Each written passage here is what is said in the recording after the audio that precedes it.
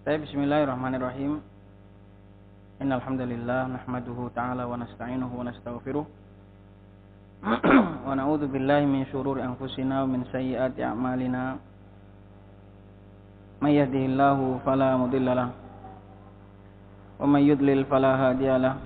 Wa asyhadu an la ilaha illallah wahdahu la syarika lahu wa asyhadu anna Muhammadan abduhu wa rasuluh sallallahu alaihi wa ala alihi wasallam. Insyaallah pada malam hari ini kita akan mulai kajian dalam salah satu bidang ilmu bahasa Arab,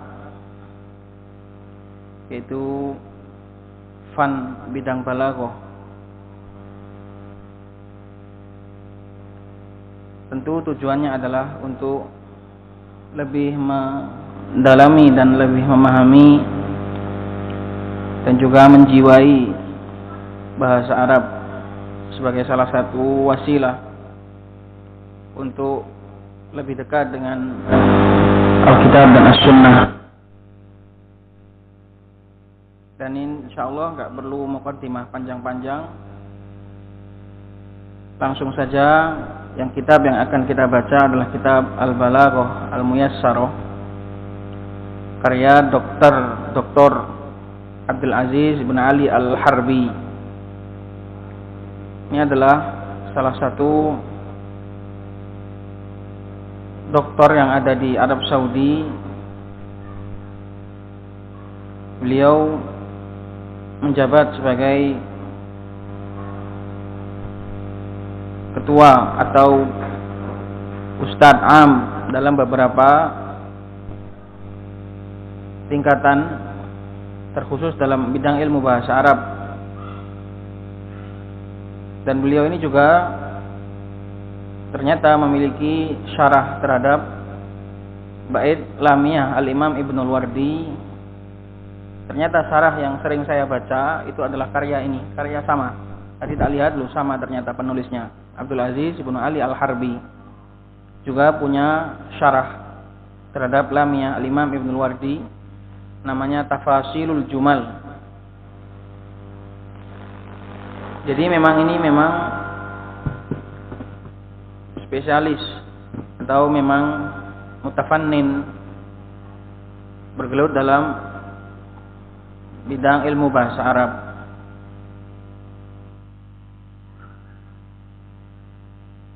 Adapun tentang keadaan manhaj ataupun akidahnya, wallahu alam, kita enggak begitu tahu menahu, karena ini adalah kitab tentang ilmu bahasa. Jadi insyaallah tidak mengapa. Sependek pengetahuan saya, penulis ini punya beberapa keterkaitan dengan Ihya'ut Turath, Jami'ah atau Muassasah Jami'ah Ihya'ut Turath.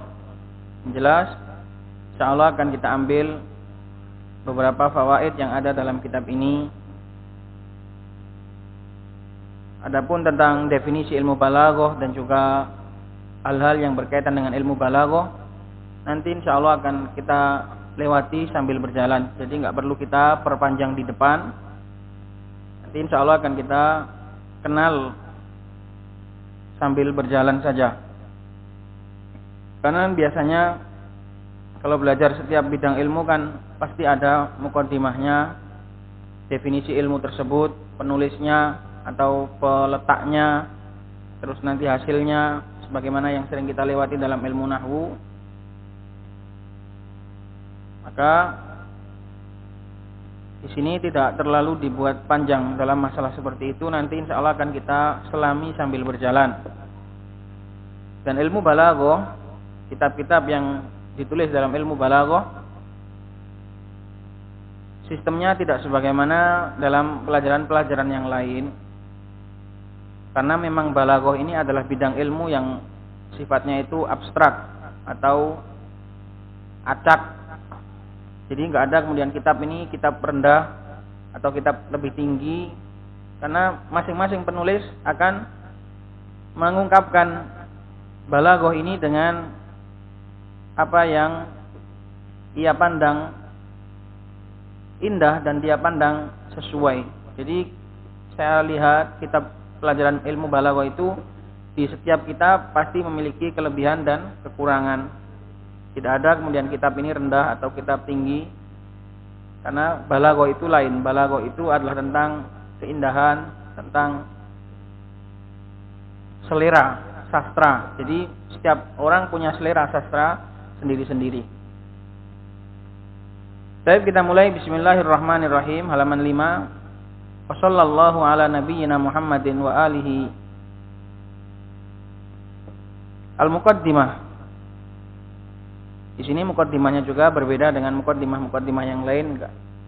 Tidak memperpanjang tahmid kepada Allah Subhanahu wa taala, tapi langsung dengan perkataan qala hafizahullahu taala tawaffaqahullah, kam min mushtaghilin bil balaghati wa qad fatatul balaghatu fi lafdhiha wa ma'naha. Muqaddimahnya langsung menghentak betapa banyak orang yang sibuk dengan ilmu balaghah, tapi justru malah balaghah itu luput dari dia. Wa qad fatatul balaghah. Orang menyibukkan diri dengan balaghah, tapi balaghah itu justru luput darinya, baik dari lafaz maupun makna. Banyak orang yang sibuk mempelajari atau menjelaskan tentang balaghah, tapi justru balaghah itu malah hilang, baik itu dari sisi lafaz maupun makna. Kama ishtaghala ba'du syurrahit talkhis, sebagaimana sebagian para pensyarah dengan embel-embel nama talkhis. Talkhis itu adalah ringkasan. Para pensyarah yang pengen meringkas, justru malah fakatabu hunalika mutawwalatin. Justru orang niatnya meringkas, tapi mereka malah menulis mutawwalat, pelajaran-pelajaran yang panjang. Hasyauha, hasya itu dibuat ribet, kalau bahasa Jawanya dirumbui, dikotori. Bitaksimat, dibuat rumit. Hasyauha itu dibuat sulit. Bitaksimat, dengan pembagian-pembagian, wat tafri'at, dan membuat cabang-cabang. Padahal niatnya bikin talkhis, tapi malah sebaliknya. Wal i'tiradat, demikian juga direcoki dengan i'tiradat, bantahan-bantahan. Warudud, sama biuslubi ahlil kalam wal jadal, menggunakan metodenya ahlul kalam dan ahlul jadal, orang yang suka mantik, suka berdebat. Katanya tadi niatnya talkhis, tapi nggak sadar justru malah membuat kitabnya itu rumit. Demikian juga banyak orang yang bergelut dalam balaghah justru malah kehilangan balaghah. Yahsabuhal muttali'u idza qara'aha musannafatin fi ilmil mantiqi wal kalam. Orang yang mentelaah, muttali', akan mengiranya kitab-kitab tadi, apabila dia membacanya, dikira musannafat, dikira tulisan-tulisan dalam ilmu mantik dan kalam. Padahal judulnya talkhis, ringkasan, mulakhos. Talkhis itu diringkas, tapi justru malah nggak sadar terjatuh dalam hal-hal yang rumit. Lima fiha minal haswi wat ta'kid, karena di dalamnya terdapat hasyu, yaitu hasyu itu adalah perkara-perkara yang tidak seberapa penting, itu namanya hasyu. Semak, rumbuk. Wat ta'kid, dan juga pemberian kaidah-kaidah yang sulit untuk difahami, rumus-rumus, itu namanya ta'kid. Kalimat-kalimat yang jelimet, rumus-rumus yang jelimet, itu namanya ta'kid. Wal istitrat al-ba'id, dan juga istitrat itu keluar jalur. Istitrat itu adalah keluar dari jalur, memperpanjang atau membuat istitrat itu kita membahas sesuatu kemudian kita belanjurkan, kita panjangkan, itu namanya istitrat. Al-ba'id, yang terlalu jauh. Ya, semua orang kalau membahas sesuatu pasti ada istitratnya, dalam segala hal pasti ada istitratnya, tapi kan jangan jauh-jauh dari kitab gitu loh. Jangan jauh-jauh dari tema. Istitrat itu ekor atau memanjangkan pembahasan, tapi jangan terlalu jauh. Kita ya pasti akan nggak lepas dari istitrat, membahas kitab apa saja ya pasti akan menyebar, tapi kan jangan jauh-jauh. Tapi yang mereka lakukan itu banyak istitrat al-ba'id. Ka'annama hiya jasadun syahibun. Seakan-akan dia adalah badan yang layu. Syahib itu layu. La ruha fihi wala ma'at. Tidak ada nyawa dan juga tidak ada airnya. Layu, kering. Enggak seger. Wa ma mathalu al-balaghati fiha tikal asfari at-tiwali illa mithlu. Baca yang pertama itu masalu karena artinya perumpamaan. Baca yang kedua itu mithlu karena artinya seperti. Bukan perumpamaan. Masal itu perumpamaan, tapi kalau misal itu seperti. Dan tidaklah perumpamaan balaghah fi hatika. Hatika itu isim isyarah. Hatika ti hanya tambih seperti hada. Hadanya itu isim isyarah. Tika kanya itu untuk khotob. Dan tidaklah perumpamaan balaghah pada perjalanan-perjalanan atau ya fi hatikal asfar, pada perjalanan-perjalanan yang panjang tadi yang ditulis oleh para musannif tadi, kecuali seperti hasna'a illa mithlu hasna'a, seperti wanita yang awalnya cantik, wanita yang hasna, yang cantik, umtuhinat, tapi dipekerjakan. Umtuhinat disuruh mencari mihnah, dipekerjakan. Hatta dzabat mahasinuha, sampai hilang aura kecantikannya. Jadi kitab-kitab yang memuat balaghah tadi sebenarnya ada balaghahnya, tapi terlalu dibuat capek, dilelahkan, sehingga keindahannya jadi hilang. Wabtudzilat fil jahdi wal amal, dan terporsir atau terbuang di dalam kelelahan dan juga di dalam bekerja. Hatta faqadat zinataha, sampai ia kehilangan perhiasannya. Wa kullifat bi sun'atin la tuhsinuha wa la tutikuha, dan perumpamaannya seperti wanita yang dipaksa, dibebani dengan sebuah pekerjaan yang dia sebenarnya tidak mampu.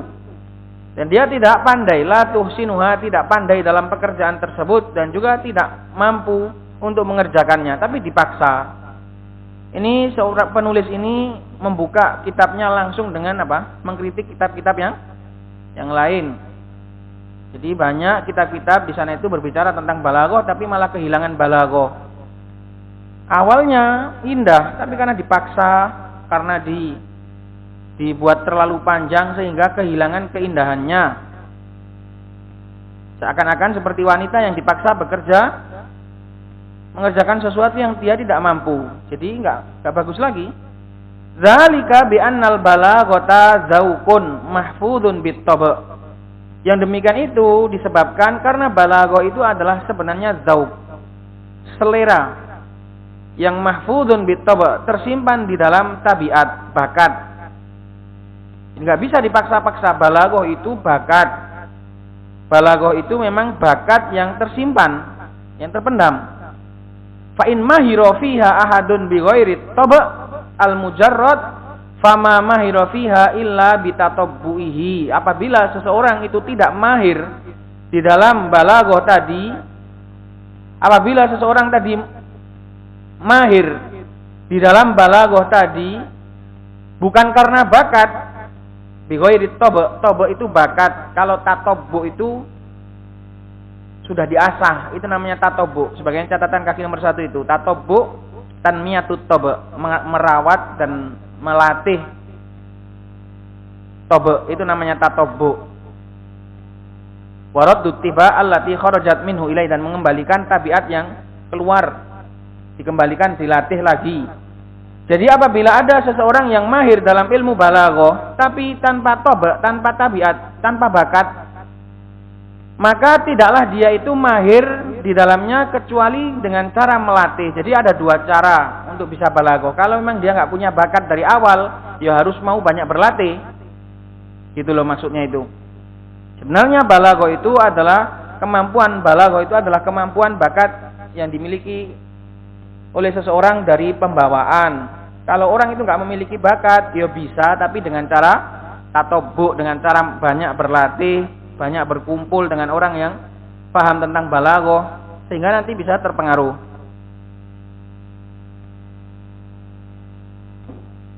Wasa'yihi atau kepada tatabbu.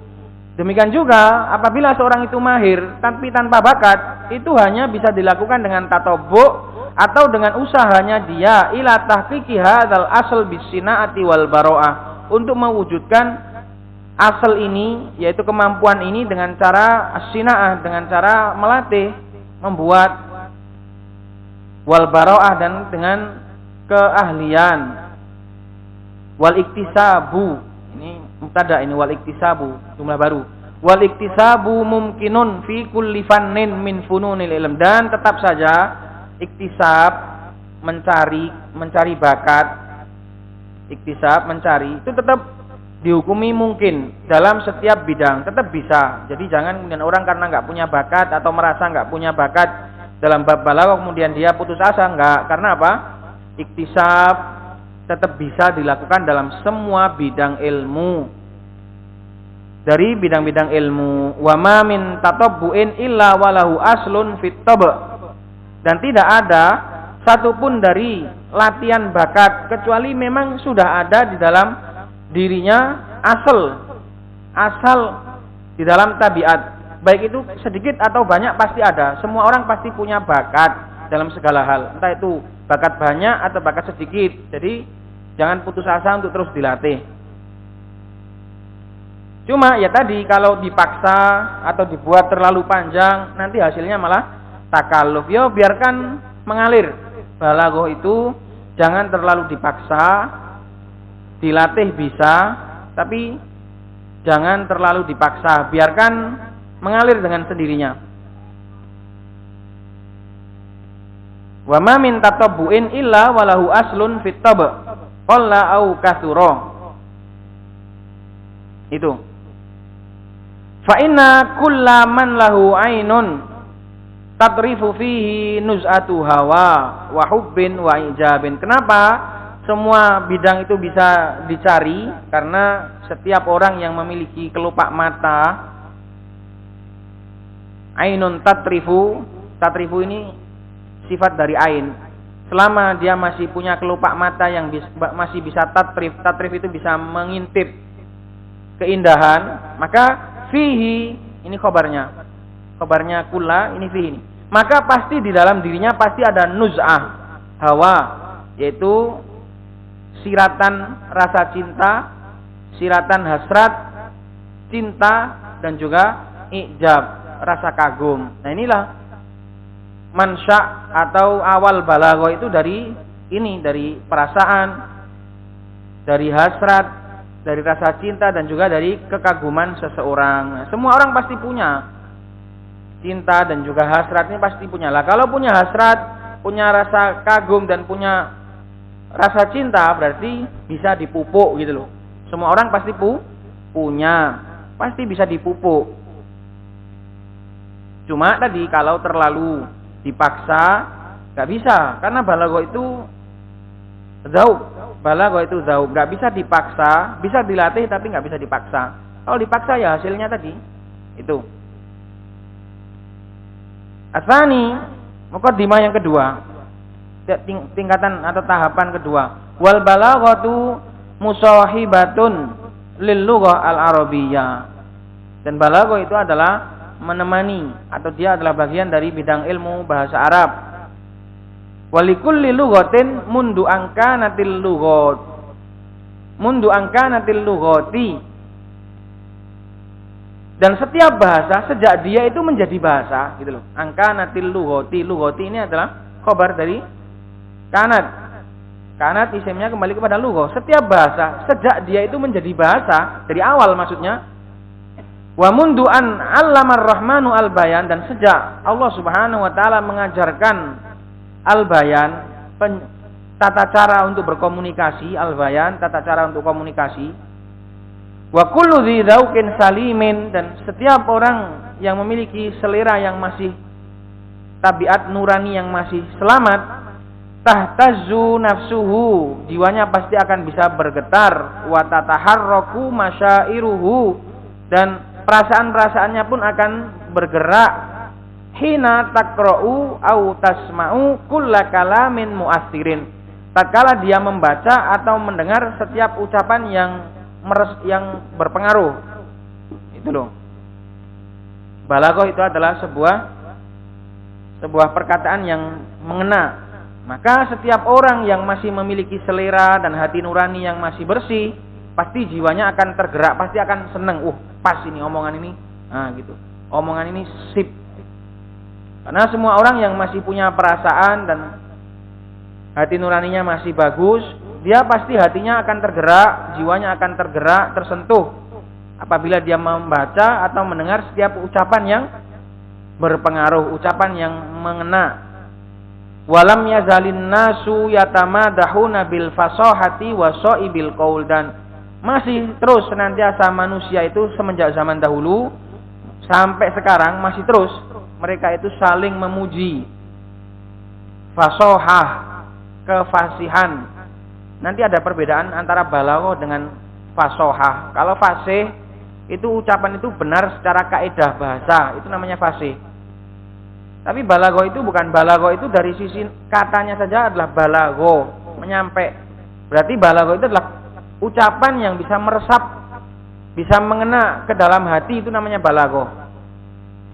Kadang kalau fasih omongannya betul, omongannya sesuai ilmu nahwu betul, sesuai kaidah bahasa betul. Tapi kadang enggak balik. Enggak mengena, ada omongannya benar secara kaidah tapi enggak bagus. Itu nanti kaitannya antara fasih dan baligh. Yang jelas manusia itu mereka itu mengunggulkan kefasihan, wasaibil qaul, dan ucapan-ucapan yang shaib, yaitu yang mengena, wahasanihi, dan juga yang bagus. Wa kana lil arab fi dzalika mayadinu, dan terkhusus orang Arab mereka dahulu memiliki mayadin, jamak dari medan, memiliki lahan-lahan lil mufakharah, untuk saling membanggakan. Jadi memang ya setiap bahasa ada sastranya, bahasa Indonesia, bahasa Inggris, bahasanya.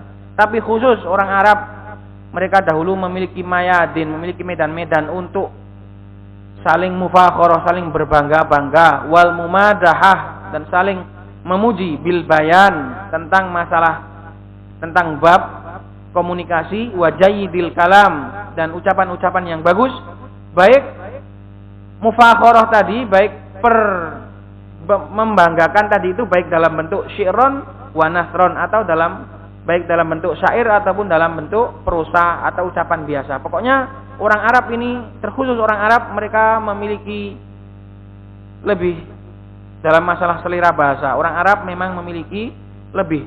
Terbukti sejak zaman dahulu banyak sekali perlombaan-perlombaan syair. Sampai sekarang masih banyak lomba-lomba syair, ini masih banyak. Audisi-audisi dalam membuat syair masih banyak. Semua bahasa ada, semua bahasa memiliki balaghah, memiliki sastra. Tapi khusus orang Arab mereka sangat-sangat semangat sekali.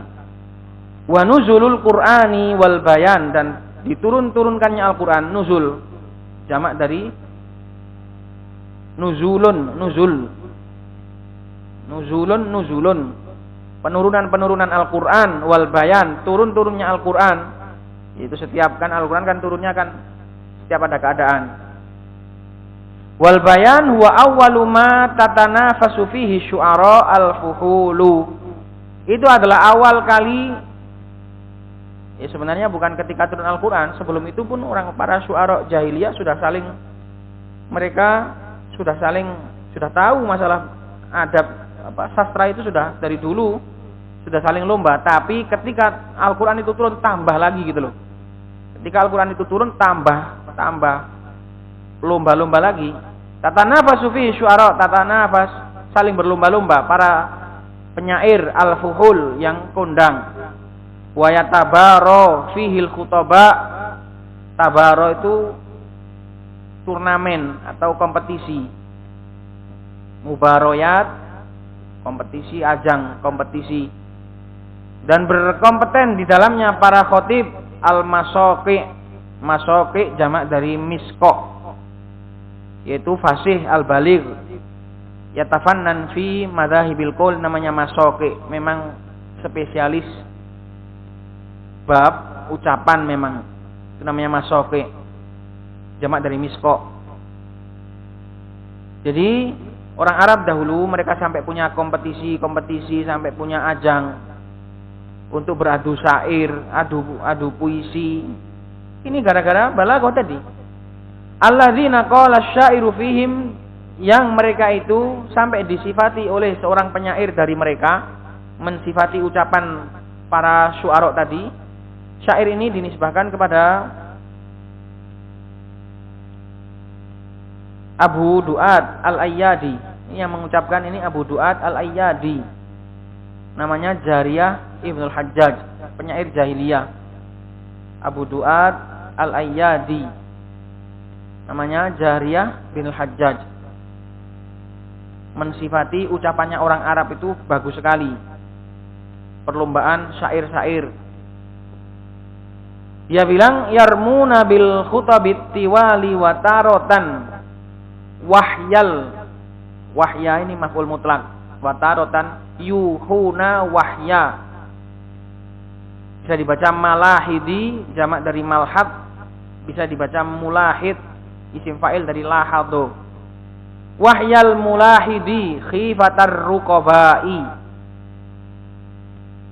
Jadi seorang syair ini menceritakan keadaan orang Arab itu kalau berbicara, orang-orang Arab itu kalau saling berlomba dalam membuat balaghah, itu mereka itu yarmuna, mereka melontarkan khutbah-khutbah yang panjang. Dan kadangkala wahya, mereka itu mengucapkan kata-kata yang cepat. Wahyun itu secara bahasa itu artinya ucapan yang cepat, itu namanya wahyun. Al-wahyu secara bahasa itu adalah ucapan yang cepat dan tersembunyi, itu namanya wahyu. Apalagi ini diucapkan di zaman jahiliyah dahulu. Dan ada kalanya mereka itu mempercepat ucapannya sebagaimana cepatnya seorang yang mulahid. Mulahid itu lahado, itu memperhatikan, merasa diawasi, itu namanya mulahid. Khifatar ruqabai, karena takut para pengawas. Ruqaba jamak dari raqib. Maksud dari bait syair ini adalah orang Arab itu, para syu'ara itu, mereka itu kadang ngomongnya pewanjang. Nanti ada dalam satu bidang ilmu balaghah namanya al-itnab wal ijaz. Kapan kita itu ngomong itu pewanjang, kapan kita itu ngomong ringkes, itu ada tempatnya sendiri-sendiri. Jadi syair ini bilang orang-orang Arab itu ketika membuat puisi, membuat syair, ketika mereka beradu balaghah, kadang ngomongnya pewanjang, khutab at-tiwal, khutbah-khutbah yang panjang. Kadang kalanya cepat sekali, sedikit sekali yang diomongkan. Seperti sedikitnya ucapan seorang yang khawatir. Mulahid itu lahad, itu kan biasanya kan lahid, perhatikan, kan gitu kan. Lahid artinya perhatikan toh. Seperti rasa khawatirnya seorang yang takut diawasi, nang cepat nang mari gitu loh. Seperti seorang yang berbicara dan diawasi, disuruh untuk segera selesai. Tuh. Paham makna bait syair ini? Yarmuna bil khutabit tiwali wa tarotan wahyal mulahidi. Kalau dibaca mulahid berarti seperti cepatnya ucapan seseorang yang merasa diawasi gitu. Tapi kalau wahyal malahid jamak dari malhad, maka seperti cepatnya ucapan orang yang takut kritikan-kritikan. Kalau dibaca malahid artinya kritikan-kritikan. Kalau dibaca mulahid berarti dia idhofatul fi'il kepada fa'il. Kalau dibaca malahid berarti idhofatul fi'il kepada maf'ul gitu loh. Ada dua versi. Wataratan wahyal mulahidi atau malahidi khifatar ruqabai. Orang Arab itu mereka kadang ngomong, melontarkan khutbah-khutbah yang panjang, dan ada kalanya juga mereka itu meringkas seringkasnya orang yang khawatir sedang diawasi. Jadi ini syair ini tadi Abu Du'ad Al-Ayyadi mensifatkan perlombaan syair itu kadang ya syair itu ada yang pewanjang, ada yang sedikit. Itu termasuk bab balaghah, nanti bab itnab dan ijaz. Bait syair ini termasuk minal kamil. Jadi kalau ada tulisan minal kamil, ini berarti jenis bahar, jenis timbangannya. Ada nanti minal wajiz, minal kamil, timbangan syair itu ada 15. Wazannya itu ada yang fa'ulatan, mufa'alatan, ada yang fa'ulatan. Itu namanya bahar, timbangan, ketukan. Nanti dalam ilmu arud itu, dalam ilmu arud.